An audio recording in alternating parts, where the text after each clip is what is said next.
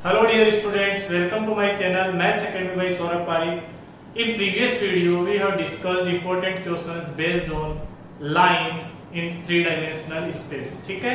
In this video we will continue that topic. Okay? इस video में हम आगे क्वेश्चंस करेंगे. ठीक है? तो अपन ने क्वेश्चन नंबर 6 तक कर लिया था. ठीक है? अभी अपन कर रहे हैं वापस से इस वीडियो का क्वेश्चन नंबर 1. ठीक है? I am discussing important questions based on line concept. ठीक है ना? मतलब जो भी अपन ने 3D इक्वेशन में थ्री डायमेंशनल ज्योमेट्री में लाइन पढ़े थे, स्ट्रेट लाइन पढ़े थे, जितने भी कॉन्सेप्ट पढ़े थे उन कॉन्सेप्ट्स पे मिक्स में अपन यहाँ पे क्वेश्चंस कर रहे हैं. ठीक है? तो देखिए पहला क्वेश्चन क्या है, find perpendicular distance of point 1, 0, 0 from the line this. Clear है?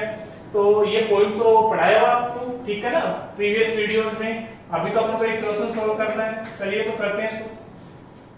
क्या करना है बच्चों, यहाँ पे अपन वी हैव गिवन है पॉइंट दैट इज 1, 0, 0. अपने पास मान लीजिए कोई पॉइंट है P और उसके कोऑर्डिनेट्स है बच्चों 1, 0, 0. ठीक है? अपन को फाइंड क्या करना है, इस पॉइंट की इस वाली लाइन से परपेंडिकुलर डिस्टेंस फाइंड आउट करनी है. ठीक है? और ये लाइन कौन सी है बच्चों, ये लाइन है L. What is L? L line मान लीजिए ये वाली. ठीक है? इस लाइन से इस पॉइंट का अपन को क्या फाइंड आउट करना है, परपेंडिकुलर डिस्टेंस. ठीक है? तो इसका प्रोसेस आपको वीडियोस में, प्रीवियस वीडियोस में पढ़ाया हुआ है. ठीक है? ये पॉइंट है बच्चों, ये लाइन है और अपन को फाइंड करनी है यहाँ पे परपेंडिकुलर डिस्टेंस. तो अपन को क्या करना पड़ेगा, सबसे पहले यहाँ पे जनरल पॉइंट लिखना पड़ेगा. ठीक है? सपोज उस पॉइंट का नाम क्या है, A. ठीक है? तो मैं यहां से लिख देता हूं general point on line L is. क्या करते हैं जनरल पॉइंट के लिए कार्टेशियन इक्वेशन में, सबसे पहले हम इस कार्टेशियन इक्वेशन को लैम्डा के इक्वल मान लेते हैं. ये अपन ने बच्चों एज्यूम कर लिया. ठीक है? फिर यहां से अपन को लैम्डा के टर्म्स में x, y और z का वैल्यू फाइंड आउट करना रहता है. सबसे पहले अपन इन दोनों कंपोनेंट्स को इक्वेट करेंगे. तो यहां से जो x का वैल्यू है बच्चों वो आ जाएगा 2, उधर गया 2 lambda plus 1. Okay, comma y का वैल्यू कितना आ जाएगा, -3 लैम्डा माइनस 1. क्लियर है? और z का वैल्यू आ जाएगा यहाँ पे 8 लैम्डा माइनस 10. 8 lambda minus 10. ठीक है?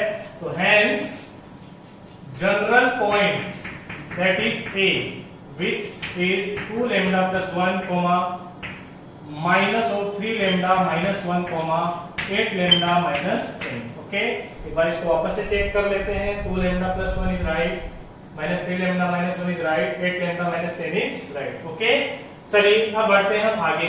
तो देखो यहाँ पे ये पॉइंट क्या आ गया बच्चों अपने पास, 2 lambda plus 1 minus 3 lambda minus 1 8 lambda minus 10. ठीक है? ये जनरल पॉइंट है, इसको अपन कहीं पे भी एज्यूम कर सकते हैं. तो अपन ने यही पॉइंट मान लिया. क्लियर हो रहा है? यदि अपने पास इस पॉइंट के कोऑर्डिनेट्स आ जाएंगे तो अपन डिस्टेंस फार्मूला लगा के ये AP डिस्टेंस फाइंड आउट कर लेंगे.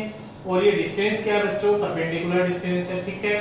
तो अब आगे बढ़ने से पहले अपन को क्या सोचना पड़ेगा कि यहाँ से लैम्डा का वैल्यू कैसे फाइंड आउट किया जाए. तो देखिए सबसे पहले अपन क्या करेंगे, यहाँ पे अपन सबसे पहले डायरेक्शन रेशियोज लिखेंगे AP के. कौन सी लाइन के डायरेक्शन रेशियो लिखेंगे बच्चों, अपन AP लाइन के डायरेक्शन रेशियो लिखेंगे. तो AP लाइन दो पॉइंट से पास हो रही है तो इसके डायरेक्शन रेशियो कैसे लिखेंगे, x2 माइनस x1. यानी कि ये क्या हो जाएगा, 2 lambda plus 1 minus 1 that will be 2 lambda, comma minus 3 lambda minus 1 minus 0 तो ये हो जाएगा minus 3 lambda minus 1 comma 8 lambda minus 10. ठीक है? These are direction ratio of line AP. Clear हो गया? यदि हम बात करें इस लाइन L के डायरेक्शन रेशियो की, तो लाइन L के डायरेक्शन रेशियो आप यहां से देख सकते हो क्या होंगे. पहले ये देखो स्टैंडर्ड फॉर्म में है या नहीं, तो ये स्टैंडर्ड फॉर्म में लाइन है और इसके डायरेक्शन रेशियो जाएंगे 2, -3, 8. इसके डायरेक्शन रेशियो के 2, -3, 8. यहां तक क्लियर हो गया होगा. ठीक है? Since this line AP and this line L are perpendicular, तो यहां से अपन लिखेंगे बच्चों line AP is perpendicular to line L. Clear हो रहा है सबको? तो यहां से अपन क्या कंडीशन लगा सकते हैं, A1 A2 plus B1 B2 plus C1 C2 is equals to 0. Clear हो गया सबको? आगे बढ़ते हैं. तो यहां से कितना आ जाएगा, A1 A2. It means 2 into, sorry, these are direction ratios, तो a1 into a2, 2 into 2 lambda plus आ जाएगा बच्चों -3 into -3 lambda -1 प्लस 8 into 8 lambda -10 is equal to कितना आ जाएगा 0। ठीक है, चेक इट अगेन, क्लियर हो गया होगा यहाँ पर। तो यहाँ से अपने पास 4 lambda plus 9 lambda plus 3 plus 64 lambda, okay, -80 is equal to कितना आ गया बच्चों 0। ठीक है, तो इन सबको हमने ऐड किया, 9 प्लस 4 दैट इज 13, 13 प्लस 64 कितना हो जाएगा बच्चों 13 प्लस 64 दैट विल बी 77। ठीक है, और यहाँ पे अपन ने इन दोनों को सोल्व किया, 3 - 80 दैट विल बी -77। तो ये पार्ट अपन यहाँ पे सोल्व करते हैं, तो यहाँ से कितना है बच्चों अपने पास 77 lambda -77 इज इक्वल्स टू 0। तो यहाँ से जो lambda का वैल्यू आएगा वो आ जाएगा बच्चों 1। क्लियर है, ओके।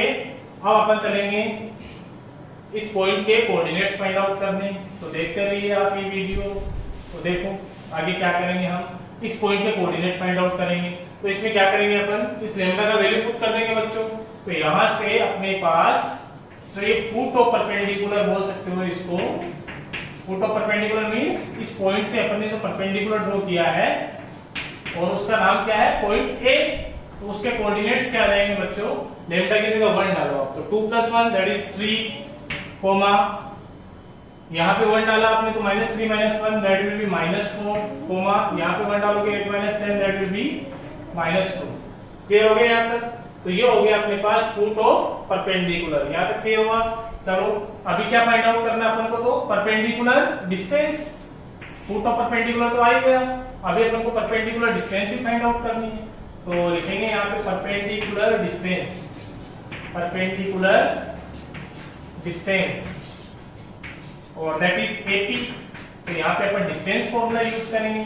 तो क्या करेंगे, देखो ये A पॉइंट क्या है अपने पास बच्चों, दिस A पॉइंट इज 3, -4, -2। ठीक है, तो अब अपन इसमें क्या करेंगे बच्चों, डिस्टेंस फॉर्मूला लगाएंगे। तो यहाँ से आ जाएगा 3 - 1 का होल स्क्वायर प्लस आ जाएगा -4 - 0 का होल स्क्वायर प्लस आ जाएगा -2 - 0 का होल स्क्वायर। ठीक है, तो यहाँ से अपने पास जो AP का वैल्यू है वो देखिए कितना आ गया। ओके, तो यहाँ से AP इज इक्वल टू आ गया बच्चों √4 + 16 + 4।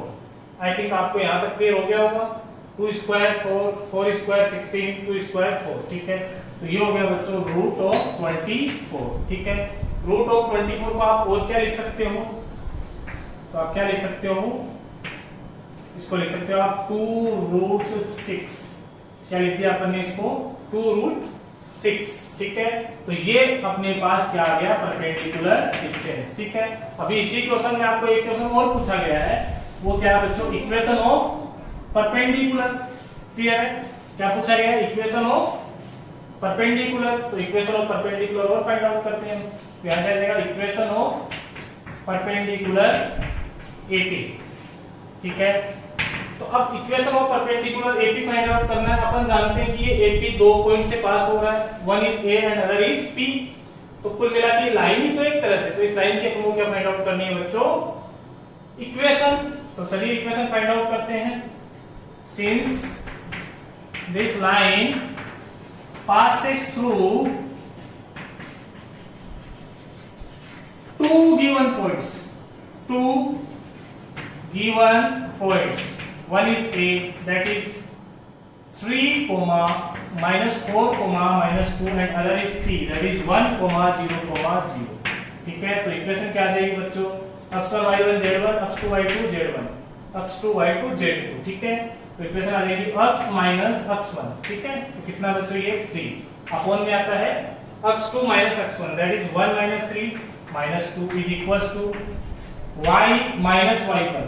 तो ये जाएगा y + 4 अपॉन में y2 - y1 that is 4 is equals to z + 2। ठीक है, z + 2 आ जाएगा यहाँ से, अपॉन में आ जाएगा 0 + 2 क्लियर हो गया। अब देखो ये तो डायरेक्शन रेशियोज है, तो इनको अपन और भी सिंपलीफाई कर सकते हैं, यानी कि 2 से कैंसिल आउट कर सकते हैं, ठीक है। तो फाइनली मैं यहाँ पे आंसर लिखूंगा बच्चों, आप देखते रहिए। ओके, तो देखो क्या करेंगे, तो यहाँ से आ जाएगा बच्चों, hence equation will be x minus 3 over minus 1 is equals to y plus 4 over 2 is equals to z plus 2 over 1, ठीक है। ये उस परपेंडिकुलर की क्या हो गई इक्वेशन, ठीक है। तो मेरे ख्याल से आपको इक्वेशन समझ में आया होगा, ठीक है। जहां पे भी आपको नोट करना होता है वहां पे वीडियो को पॉज करके नोट कर सकते हैं, ठीक है। अब चलेंगे हम नेक्स्ट क्वेश्चन की ओर। ओके बच्चों, ये है अपना question number 2। Prove that line through this point and this point intersect the line through this point and this point। मतलब क्या है कि एक लाइन है जो इन दो पॉइंट से पास हो रही है, और जो सेकंड लाइन है वो इन दो पॉइंट से पास हो रही है, क्लियर है। और दोनों को क्या शो करना है कि दोनों लाइंस क्या है, इंटरसेक्टिंग है ना, इंटरसेक्ट कर रही है, ठीक है। तो अपन क्या करेंगे बच्चों, इंटरसेक्टिंग लाइन के लिए हम कंडीशन का यूज करेंगे, और वो इंटरसेक्टिंग कंडीशन क्या थी, कोई भी दो टू लाइंस के बीच की शॉर्टेस्ट डिस्टेंस क्या कर दो 0। तो वहां से अपने पास कंडीशन आई थी a2 vector minus a1 vector dot b1 vector cross b2 vector, इसको किसके इक्वल, 0 के इक्वल करना है, ठीक है। यदि ये 0 के इक्वल आ गया तो अपन क्या बोल सकते हैं कि दोनों के बीच में शॉर्टेस्ट डिस्टेंस 0 है, और यू कैन से दैट दोनों लाइंस क्या बच्चों इंटरसेक्टिंग है, ठीक है। तो ये करने से पहले अपन को क्या करना पड़ेगा, दोनों लाइंस के इक्वेशन फाइंड आउट करने पड़ेंगे। तो चलिए अपन फाइंड आउट करते हैं इक्वेशन, ठीक है। तो देखिए बच्चों सॉल्यूशन, ठीक है। Equation of line passing through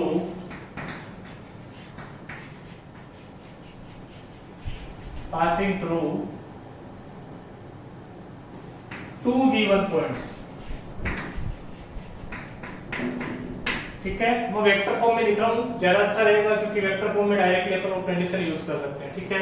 तो वो क्या होती है, सबसे पहले जनरल लिख लेते हैं अपन, r vector is equals to a vector plus lambda times b vector minus a vector. What are a vector and b vector, a vector and b vector are position vectors of given point, ठीक है। तो चलिए equation लिखते हैं, ठीक है। Equation of line पर आप ध्यान दीजिएगा, मैं डायरेक्टली इक्वेशन लिख रहा हूँ। इक्वेशन ऑफ लाइन, मान लीजिए मैंने इसको L1 मान लिया है, जो कहां से पास हो रही है, passing through, equation of line, चलिए पूरा लिख देता हूं मैं, passing through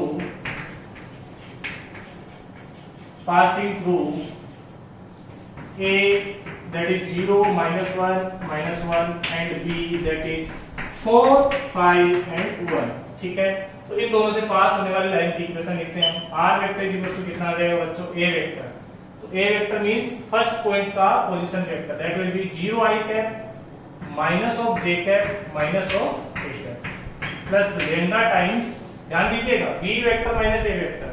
b vector minus a vector का मतलब, या तो इसको ऐसे समझिए आप कि ये डायरेक्शन रेशियो वाला वेक्टर है। कौन सा वेक्टर है, डायरेक्शन रेशियो वाला वेक्टर। तो दो पॉइंट से जाने वाले लाइन के डायरेक्शन रेशियो कैसे लिखते हैं अपन, x2 माइनस x1। तो यहां से 4 माइनस 0 कितना आ गया बच्चों, 4। तो यहां जाएगा 4i कैप, फिर कितना आएगा देखो 5 plus 1 that will B 6 times j cap, ठीक है। यहां पे 1 plus 1 that will be 2 times k। Clearly line L1 की इक्वेशन आ जाएगी, ठीक है। इसको मैंने L1 मान लिया। Similarly equation of line passing through point C that is 3 9 4 and point D that is -4 4 4, इन दोनों पॉइंट से जाने वाली लाइन की इक्वेशन लिखनी है। तो that will be L2, suppose r vector is equal to कितना आ जाएगा, a वेक्टर का पोजीशन वेक्टर है, that will be 3i cap plus 9j cap plus 4 times k cap, ठीक है।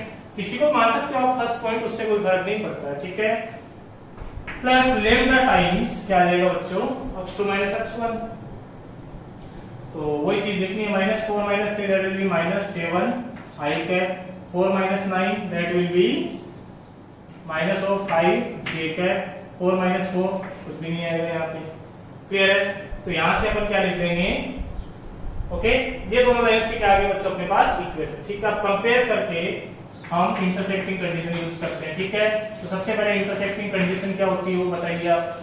तो इंटरसेक्टिंग कंडीशन होती है बच्चों a2 vector minus a1 vector dot b1 vector cross b2 vector is equals to 0। It is intersecting condition of two lines. ठीक है, तो यहां से अपन को a2 a1 b1 b2 चाहिए। ठीक है, तो इन दोनों लाइंस के इक्वेशन को हम कंपेयर करते हैं। तो लिखेंगे comparing equations of line with r vector is equals to a1 vector plus lambda b1 vector and r vector is equals to a2 vector plus mu b2 vector। ठीक है, clear है। और सेकंड लाइन में हम parameter mu लगा देते हैं, lambda से भी काम चल जाएगा, कोई दिक्कत नहीं। पैरामीटर कुछ भी यूज कर सकते हो, t s p कुछ भी। ठीक है, याद रखिए हुआ होगा तो आप देख सकते हो। आगे चलते हैं हम। ठीक है, तो अब क्या करेंगे बच्चों, हम यहाँ पे a1 b1 इनके वैल्यूज लिखेंगे। ठीक है, तो देखिए यहाँ से यदि हमने कंपेयर किया तो r वेक्टर इक्वल टू कितना आ गया, a1 vector plus lambda b1 vector. तो यहाँ पे a1 वेक्टर का वैल्यू बता सकते हो आप, a1 वेक्टर का वैल्यू आ जाएगा minus of j cap minus of a cap. ठीक है, बात करें हम b1 वेक्टर की, तो b1 वेक्टर क्या आ जाएगा बच्चों, 4i cap plus 6j cap plus 2 times k cap. Okay, similarly हम बात करें सेकंड लाइन को कंपेयर करें उससे, तो यहाँ से a2 वेक्टर कितना आएगा अपने पास, a2 vector will be 3i cap plus 9j cap plus 4k cap. ठीक है, b2 वेक्टर क्या आ जाएगा अपने पास, b2 vector will B minus 7i cap minus of 5j cap. ठीक है, चलो आगे बढ़ते हैं। ठीक है, अब यूज करेंगे हम इंटरसेक्टिंग कंडीशन। तो उसमें अपन यदि लेफ्ट हैंड साइड का वैल्यू फाइंड आउट करें तो वो 0 के बराबर आ जाना चाहिए। ठीक है, मतलब इसका वैल्यू क्लियर है। अच्छा जी, इसको हम और भी एक तरीके से लिख सकते हैं। ये देखो इन तीनों का क्या है, स्केलर ट्रिपल प्रोडक्ट। ठीक है, तो इस कंडीशन को हम ऐसे भी लिख सकते हैं, क्या, इंटरसेक्टिंग कंडीशन। ओके, उसको हम ऐसे भी लिख सकते हैं बच्चों, a2 vector minus a1 vector b1 vector b2 vector, तीनों का बॉक्स प्रोडक्ट, और you can say scalar triple product should be equals to 0। अब अपन को scalar triple product find out करना आता है ये। ठीक है, तो उसके लिए सबसे पहले अपन को क्या फाइंड आउट करना पड़ेगा, a2 vector minus a1 vector. यहां से a2 vector minus a1 vector will be equals to 3i cap plus 9j cap plus 4k cap minus a1 vector that is minus j cap minus k cap. तो ये हो जाएगा अपने पास is equals to 3i, वहां पे i का कोई coefficient ही नहीं है, तो यहां पे आ जाएगा 3i cap 9j plus j that will B 10 times j cap. ठीक है, 4k plus k that will B 5 times k। Okay, अब करते हैं हम इन तीनों का एसटीपी। तो यहां से अपन लिखेंगे, देखिए क्या लिखेंगे, a2 vector minus a1 vector b1 vector b2 vector, scalar triple product of all the three. ठीक है, तो सबसे पहले किसके कोएफिशिएंट्स लिखे जाएंगे, a2 माइनस a1 के, तो वो क्या है बच्चों, 3 10 5। तो लिख दिया 3 10 5। फिर अपन b1 वेक्टर के कोएफिशिएंट देखेंगे तो वो क्या आ जाएंगे अपने पास, 4 6 2 पेयर हो रहा है। फिर अपन क्या लिखेंगे, b2 वेक्टर के कोएफिशिएंट्स, तो वो आ जाएंगे बच्चों अपने पास -7 -5 और 0। ठीक है, डिटरमिनेंट सोल्व करते हैं तो यहां से आ जाएगा 3 into 0 plus 10 that will B 10। ठीक है, फिर बात करते हैं -10 into, यहां से आ जाएगा बच्चों 0 plus 14 दैट विल बी 14। फिर आएगा +5। ठीक है, यहां पे आ जाएगा -20 और प्लस का आ जाएगा 42। ओके, -20 प्लस का 42। ठीक है, दैट विल बी 22। ओके, तो यहां से आ जाएगा बच्चों 30 माइनस 140 प्लस 22 5 जा 110 that will be equals to 0। तो हेंस अपन क्या लिख सकते हैं बच्चों, hence lines are intersecting, lines are intersecting because shortest distance in between these two lines is 0। Clear है, यहां तक समझ में आया होगा आपको। इस क्वेश्चन को हम वैसे भी कर सकते थे, जो intersection point of two lines वाला मेथड था उसका यूज करके भी कर सकते हैं अपन। ठीक है, वो क्या था मेथड, सबसे पहले अपन जनरल पॉइंट लेते हैं दोनों लाइंस पे। ठीक है, तो लैम्डा और u में अपने पास दो कोऑर्डिनेट्स आ जाते हैं, उनको इक्वेट करते हैं। ठीक है, 3 इक्वेशन बनती है, उनमें से कोई भी 2 इक्वेशन लैम्डा और u की सोल्व करके अपन लैम्डा और u का वैल्यू फाइंड आउट करते हैं। और वो थर्ड को यदि सेटिस्फाई करता है तो लाइन इंटरसेक्टिंग होती है, अदरवाइज नहीं होती। ठीक है, तो उस मेथड से आप अपने आप इसको करने की कोशिश करेंगे। ओके, तो मेरे ख्याल से क्वेश्चन समझ में आया होगा। आपको जब भी नोट करना हो तो आप वीडियो को पॉज करके नोट कर सकते हैं। अब चलेंगे हम नेक्स्ट क्वेश्चन की ओर। ओके बच्चों, अब करते हैं क्वेश्चन नंबर 3। बहुत ही इंपॉर्टेंट क्वेश्चन, आपको अच्छे से ध्यान रखना है। ठीक है, मतलब इसको एज ए कॉन्सेप्ट के तौर पे आप याद रखें तो ज्यादा अच्छा रहेगा। ठीक है, find the vector and Cartesian equation of a line passing through the point 1, 2, 3। एक ऐसी लाइन की इक्वेशन फाइंड आउट कर रही है जो कौन से पॉइंट से जा रही है, 1, 2, 3 से। तो सबसे पहले तो अपन ये इक्वेशन लिखते हैं। ठीक है, equation of line passing through point 1, 2, 3। ठीक है, तो सिर्फ पॉइंट से तो लाइन की इक्वेशन नहीं है कि अपने पास डायरेक्शन रेशियो भी चाहिए, वो डायरेक्शन रेशियो है नहीं। तो फिलहाल तो अपन इनको क्या मान के चल लेते हैं, a b c। ठीक है, तो वो इक्वेशन क्या हो जाएगी बच्चों, x - 1 अपॉन में a is equals to y - 2 upon में b is equals to z - 3 upon में c। ये हो गई अपने पास equation of that line. Suppose that line is l। ठीक है, अभी एबीसी कैसे पता चलते हैं, एबीसी क्या होते हैं, direction ratio of parallel vector. मान लीजिए अपन इस ये लाइन एल है ना, इसकी इक्वेशन फाइंड आउट कर रहे हैं अपन। ठीक है, अपन को क्या चाहिए बच्चों, एबीसी। तो एबीसी क्या होते हैं, पैरेलल वेक्टर के डायरेक्शन रेशियो। तो यहाँ तो पैरेलल वेक्टर अपन को दे ही नहीं रखा, यहाँ तो अपन को क्या दे रखा है कि ये वाली लाइन है वो इन दोनों लाइंस की क्या है, परपेंडिकुलर है। ठीक है, इसको मैं मान लेता हूं बच्चों ये L1 है और इसको मैं मान लेता हूं ये L2 है। क्लियर है, तो यहां से अपन को ABC का वैल्यू फाइंड आउट करना है यूजिंग दीस टू कंडीशंस। ठीक है, तो पहली कंडीशन क्या बच्चों, since line L is perpendicular to line L1। Clear है, तो यहां से अपन कंडीशन कौन सी लगा सकते हैं, परपेंडिकुलर वाली, A1 A2 plus B1 B2 plus C1 C2 is equals to 0।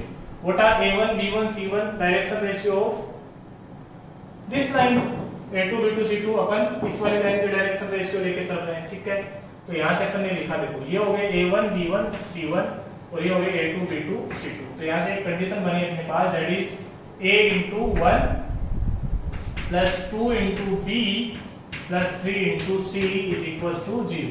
It is equation number 1। Clear हो गया यहाँ तक, चलिए आगे बढ़ते हैं। ठीक है, similarly line L is also perpendicular to line L2। तो यहां से भी वही सेम कंडीशन लगाएंगे हम। इस बार डायरेक्शन रेशियो कौन सी लाइन के आ जाएंगे, L2 के। ठीक है, और L तो ABC है, इसके डायरेक्शन रेशियो ये तो फाइंड करने हैं अपन को। ठीक है, तो ये ABC है और वो क्या बच्चों, L2 के डायरेक्शन रेशियो -3 2 एंड 5। ठीक है, तो यहां से अपन ने पास इक्वेशन आएगी, वो आएगी -3a plus 2b plus 5c is equals to 0। It is equation number 2। ठीक है, तो कुल मिलाकर करना क्या है, हमारे को फाइंड आउट करना है एबीसी का वैल्यू। तो चलिए करते हैं कैसे फाइंड आउट करें। ठीक है, तो पहली बात तो ये है बच्चों, यहाँ पे 3 वेरिएबल हो गए A B and C. Clear है, और 2 ही इक्वेशन है। ठीक है, तो इनका एग्जैक्ट वैल्यू तो अपन फाइंड आउट नहीं कर पाएंगे, मतलब तीनों का वैल्यू अपने पास कोई नंबर आ जाएगा ऐसा तो पॉसिबल नहीं है। ठीक है, तो अपन तो क्या करेंगे, अपन एक्चुअली में इनका रेशियो फाइंड आउट कर लेंगे। क्या फाइंड आउट कर लेंगे बच्चों, इनका रेशियो, वही तो डायरेक्शन रेशियो होते हैं। ठीक है, या फिर अपन क्या करेंगे, ए और बी का वैल्यू या तो सी के टर्म से फाइंड आउट कर लेंगे, या फिर बी का वैल्यू ए या सी के टर्म से फाइंड आउट कर लेंगे। तो ऐसे कुछ करेंगे। तो देखिए, okay, I am erasing this question. ठीक है, जिससे कि अपन को थोड़ा स्पेस मिल सके। ठीक है,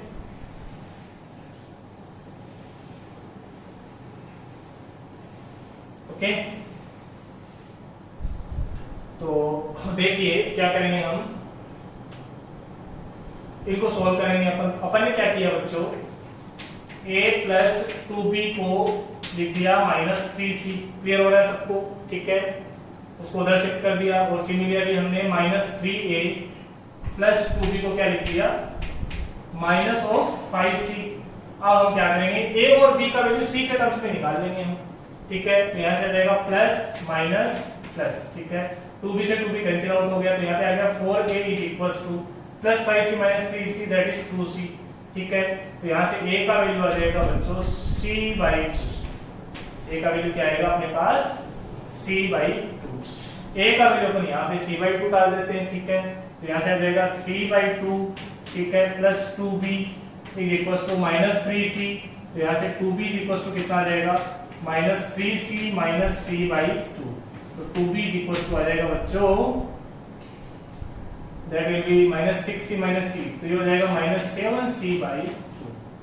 तो b का वैल्यू कितना आएगा अपने पास, -7c/4। ये अपने पास किसका वैल्यू आ गया बच्चों, b का, ठीक है। और c का वैल्यू तो c, ओके, क्योंकि c को तो अपन ने कन्वर्ट ही नहीं किया। a और b का वैल्यू अपन ने किसके टर्म्स में फाइंड आउट कर लिया, c के टर्म्स में, ठीक है।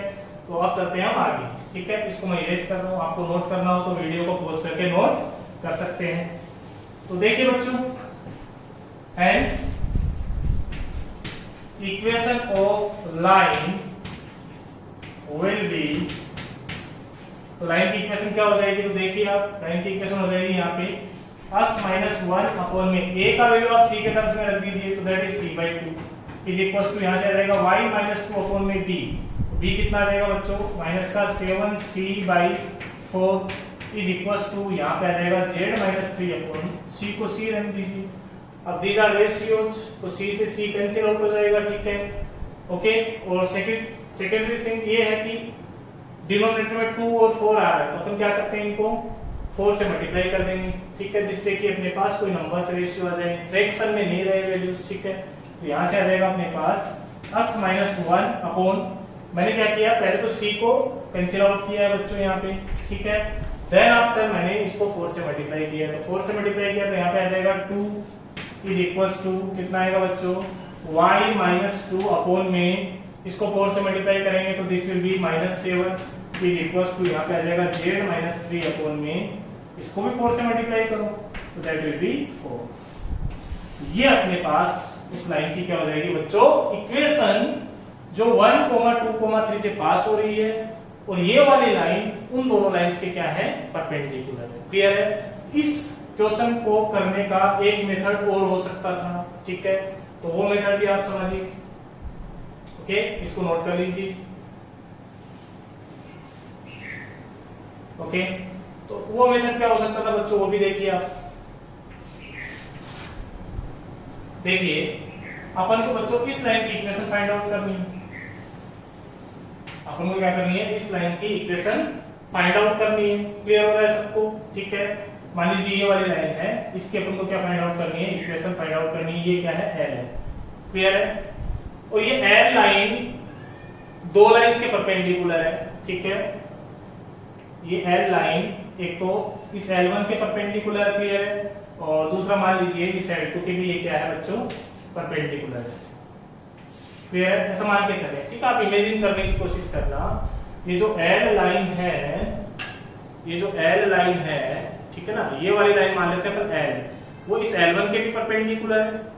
सोचो इस बात को, ये L लाइन है, ठीक है, ये इस L1 के परपेंडिकुलर है, क्लियर हो रहा है सबको, और ये इस L2 के भी परपेंडिकुलर है, ठीक है ना। ये L2 में मान लेता हूँ, ये L2 लाइन, ये चौक है जो L2 लाइन है, और ये वाली लाइन है जो ये वाली फिंगर, ये L1 लाइन है, ठीक है।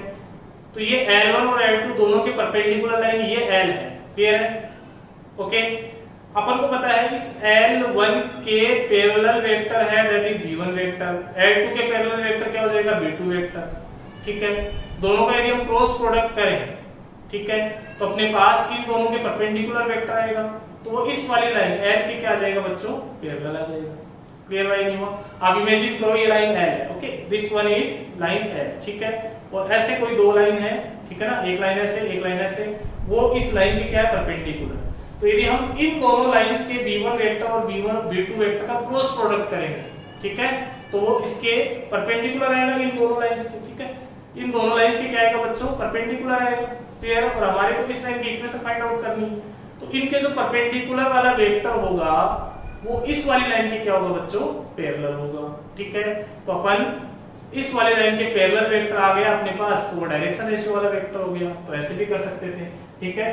तो आप क्वेश्चन में देखना, जो अपने पास पहली लाइन थी, अभी क्वेश्चन मैंने इरेज कर दिया है, आप क्वेश्चन देखो, ठीक है। पहली लाइन के डायरेक्शन रेशियो क्या थे बच्चों, 1 2 3, और जो दूसरी लाइन के डायरेक्शन रेशियो थे वो क्या थे बच्चों, -3 2 और 5। क्लियर है? इन दोनों का यदि हम क्रॉस प्रोडक्ट करें यानी कि b1 क्रॉस b2 करें तो वो क्या आ जाएगा i कैप j कैप और k कैप। ठीक है, यहाँ से आ जाएगा 1 2 3 और यहाँ से आ जाएगा -3 2 5। ठीक है, और इसको सोल्व करके देखो आप, ये हो जाएगा i कैप के साथ आएगा 10 - 6 that will B 4 minus of j cap के साथ क्या आएगा बच्चों 5 + 9 दैट विल बी 14। ओके, और सिमिलरली क्या आ जाएगा अपने पास प्लस ऑफ k कैप के साथ क्या आएगा 2 + 6 दैट विल बी 8। क्लियर है? तो b1 क्रॉस b2 होगा वो इस एल लाइन के क्या होगा बच्चों पैरेलल होगा, क्योंकि वो उन दोनों लाइंस की क्या है परपेंडिकुलर। ये आपको L1 और L2 के परपेंडिकुलर वेक्टर निकालना है, तो आप b1 और b2 जो इनके पैरेलल वाले वेक्टर हैं उनका क्रॉस कर दो, वो एक्चुअली में किसके पैरेलल आ जाएगा इसके पैरेलल आ जाएगा। ठीक है, और इसके पैरेलल आएगा तो उसके डायरेक्शन रेशियोज क्या हो जाएंगे देखो 4 -14 एंड 8 ये डायरेक्शन रेशियो हो गए। इनको हम सिंपलीफाई कर सकते हैं तो वो आ जाएगा 2 - 7 और 4। क्लियर हो गया? तो ये इस लाइन के क्या हो जाएंगे डायरेक्शन रेशियोज। मेरे ख्याल से आपको ये क्वेश्चन समझ में आया होगा। ठीक है, आप इसको अच्छे से करें और एक बार ये वाला मेथड आप घर पे ट्राई करें। ठीक है, यदि कोई भी प्रॉब्लम आती है तो आप कमेंट सेक्शन में लिख सकते हैं। अब चलेंगे हम नेक्स्ट क्वेश्चन।